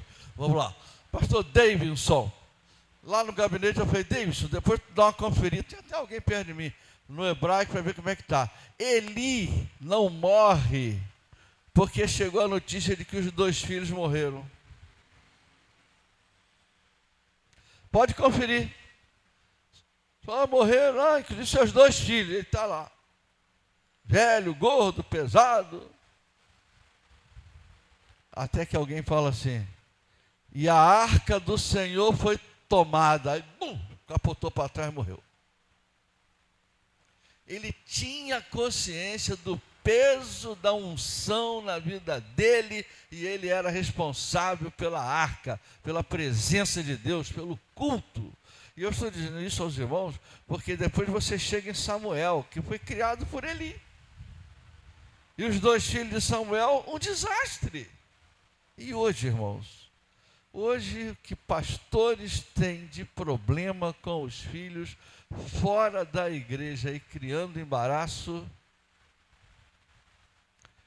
Imagine como é que você sobe no púlpito para pregar, sabendo que o seu filho acaba de ser preso porque estava numa gangue que traficava na favela tal. E você está lá dizendo assim, só Jesus salva, Jesus é poderoso, Jesus é o Senhor, só Jesus salva. E está lá filho do pastor da igreja de Vista Alegre, preso numa gangue que estava assaltando não sei aonde. Está lá, e você pode ser questionado, o senhor acabou de pregar que o seu Deus tem todo o poder, o seu filho está preso. Quem sustenta esse pastor? Você acaba de falar de pureza e você descobre que um dos seus filhos está enfiado em drogas, em tóxico, em coisa de sexo, mais isso, mais aquilo. O evangelho é de Jesus, a igreja é de Jesus, fica na terra até o dia do arrebatamento e eu e você fomos chamados para dar testemunho. Com lutas ou sem lutas, com erros e acertos, a igreja está de pé. É certo que, se eu leio a Bíblia todo dia, pastor, eu vou te dar, já falei isso aqui, né? Repetir. Faz o seguinte, antes de você, se você achar que ler a Bíblia também todo dia está cansativo, não almoça todo dia também não, porque toma um tempo enorme, almoça dia sim, dia não. Pastor, cada vez que eu vou almoçar, eu levo 1 hora. Então, passa a almoçar dia sim, dia não, gente. Posso almoçar dia sim, dia não? O que isso tem a ver com a Bíblia? É alimento. Se você se alimenta da sua Bíblia dia sim, dia não, seu vigor é um. Se você se alimenta todo dia, seu vigor é outro. Se você ora todo dia, mas não é aquela oração desesperada não, né? Ô Senhor, está doendo demais, me dá uma Novaldina aí e tal. Não é isso não. Quero que passe a dor, não. Quero ser cheio do Espírito. Se você contribui porque a casa do irmão caiu, não é isso não. Vai começar, nós não temos nada, é tudo dele. Mas eu não dou oferta, não trago dízimo, não sustento missionário, não faço. Mas eu digo que eu sou crente. É mesmo. Você entregou tudo? Quer dizer, como é que fica essa vida? E aí isso tem consequências na minha igreja, isso tem consequência nos meus filhos, isso tem consequência na minha comunidade, isso tem consequência na minha vida pessoal. Deus nos abençoe. Jovem, vou te encomendar outro estudo. Mas arranja outro bicho para ser fofoqueiro, não vem com vaca mais não. Sem vaca. E sem oração da Novalgina também, né? Irmãos, vamos aos nossos pedidos de oração. Orar pelo Rafael, que ele vai fazer a cirurgia, né? O filho da nossa irmã Daniele, neto do nosso irmão Geraldo. Nossa irmã Vera Medeiros. Juliano, já recebeu alta? Já está em casa? Já está em casa, graças a Deus. Paloma. E Paloma, como está? Ainda está internada? Orar também pelas outras grávidas, né? A Lloyd, a Kelly, a Aline, Sabrina e a Daniele do Glauber. Tem mais alguma grávida? A Júlia também, a Julinha também de Damaris, o pastor Léo também vai ganhar o seu bebezinho.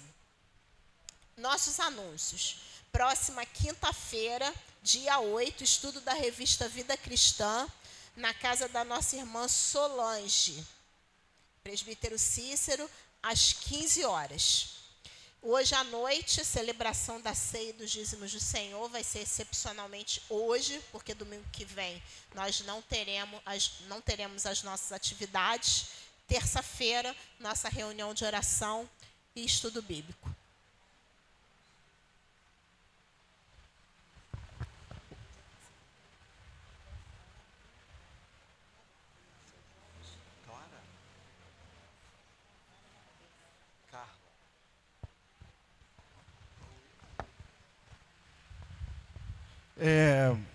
Sobre pedidos de oração, acrescentem aí também o nome de uma família que a igreja até conhece. A família já frequentou a nossa igreja, já esteve aqui, mas nenhum deles está mais na igreja. Carla, filha da Dona Maria, que morava ali naquela casa que fica atrás da casa do seu Jorge, lembram-se? Carla. O marido da Carla morreu, foi sepultado domingo, na semana passada. E aí, orem, porque são 4 filhos. Ficou o Fabinho, que é o mesmo nome do pai, o Fábio, que hoje é um adulto. Ficou a Maria Clara, né? Ficou a Tamires, que é especial. E também uma outra menina, outro menino, que é o Vicente. Então, orem por toda essa família. Eles hoje não têm mais a avó materna, a avó paterna. Eles hoje não têm mais o pai. E vamos orar, irmãos, para que a graça de Deus nos alcance. A semente foi plantada? Foi. Pode germinar? Pode.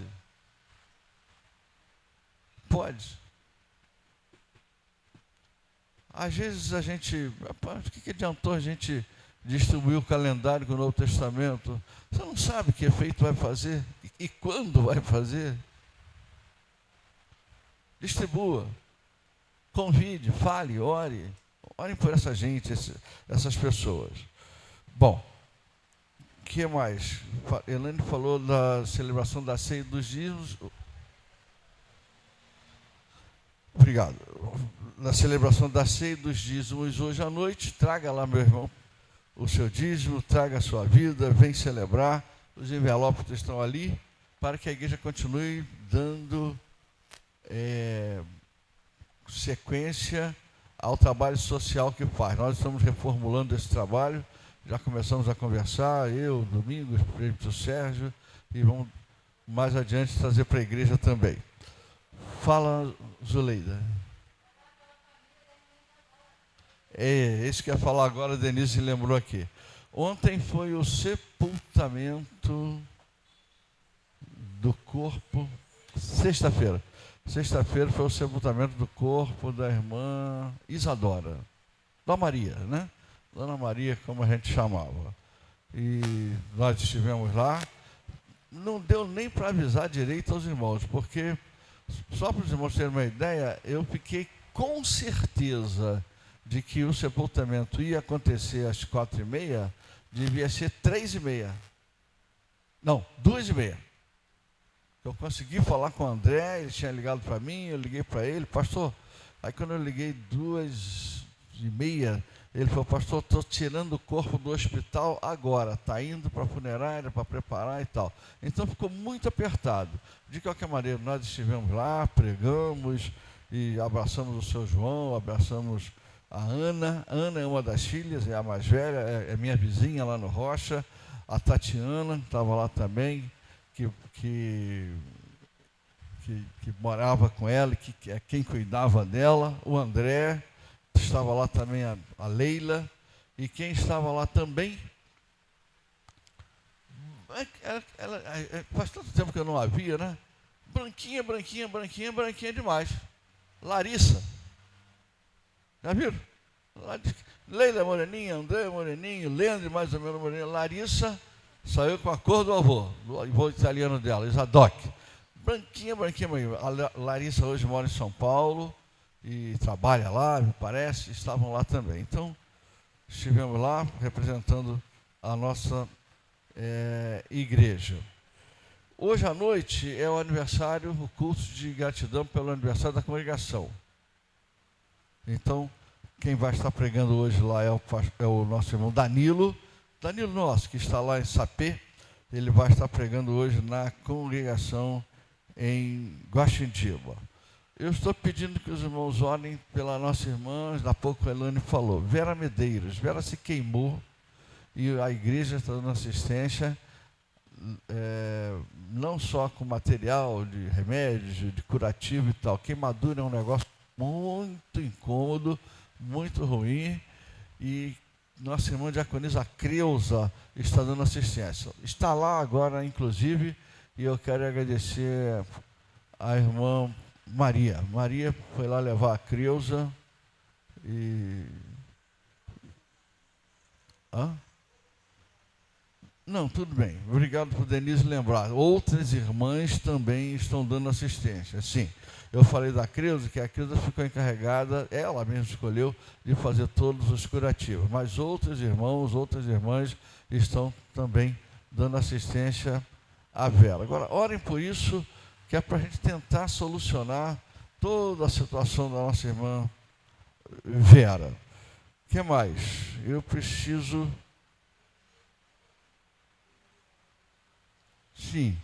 Sim. Hoje à noite nós vamos estar celebrando a ceia do Senhor. Hoje à noite nós vamos estar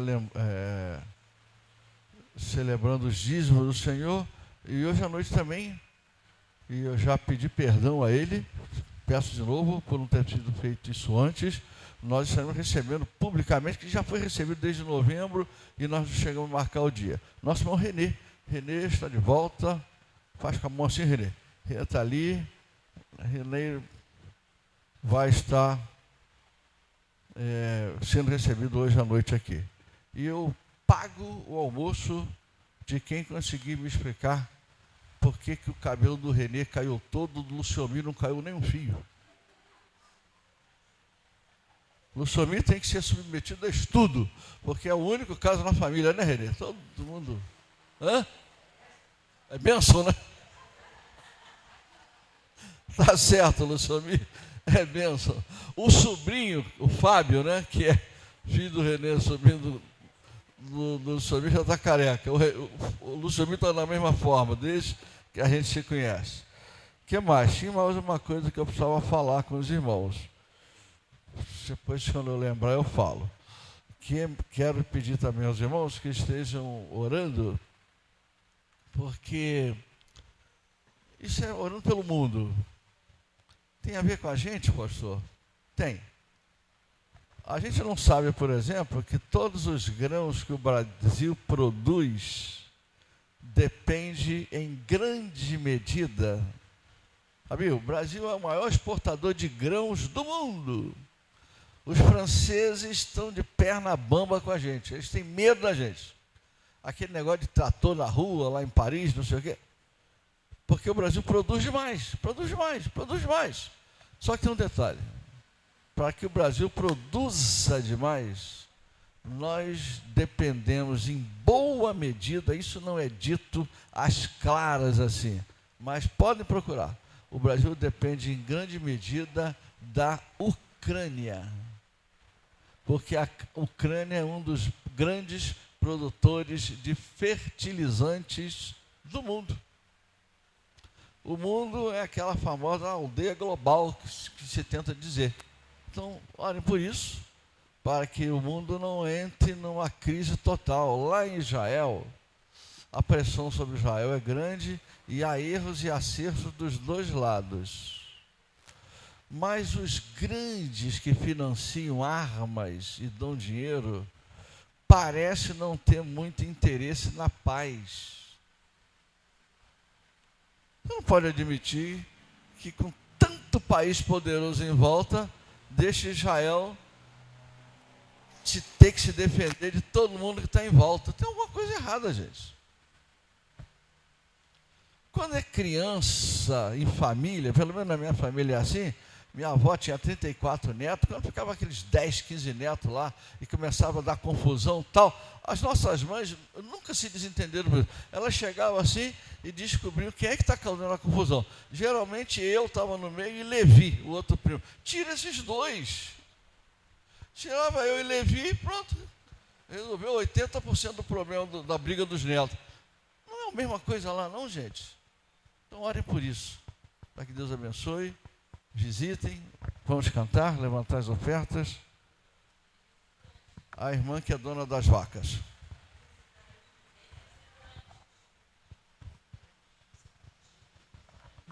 Perdão.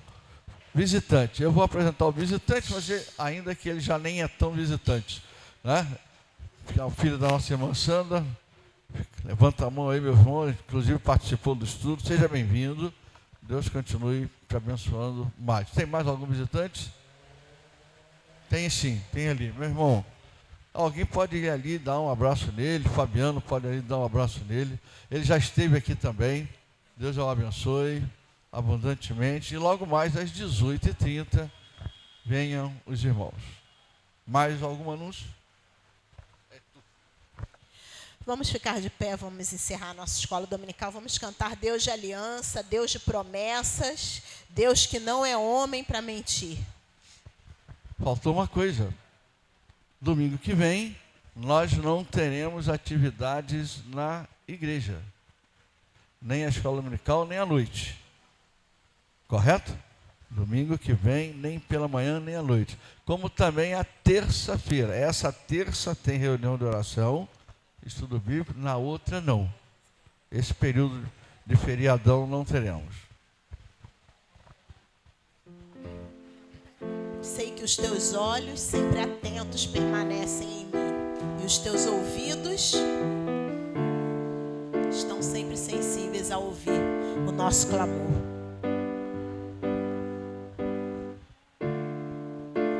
Sei que os teus olhos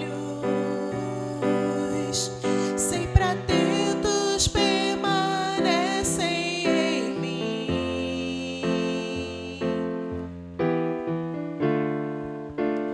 e os teus ouvidos estão sensíveis para ouvir meu clamor. Posso até chorar,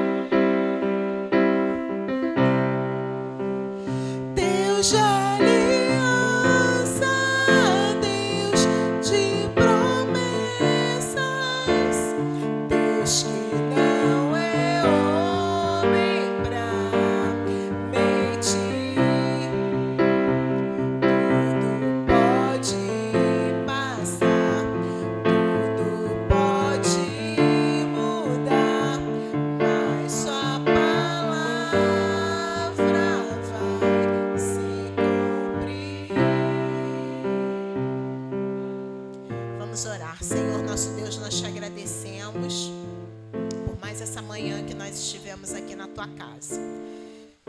Muito obrigada, Senhor, por todo o aprendizado que nós tivemos aqui hoje, nessa manhã. E que nós coloquemos em prática nas nossas vidas. Porque seguir uma vida contigo, te obedecendo, é bem melhor. E que nós nunca venhamos a nos colocar em perigo desobedecendo a tua palavra. Nos ajude, Senhor. Nos traga logo mais para o nosso culto nesta noite. É o que nós te pedimos e agradecemos em nome de Jesus. Amém.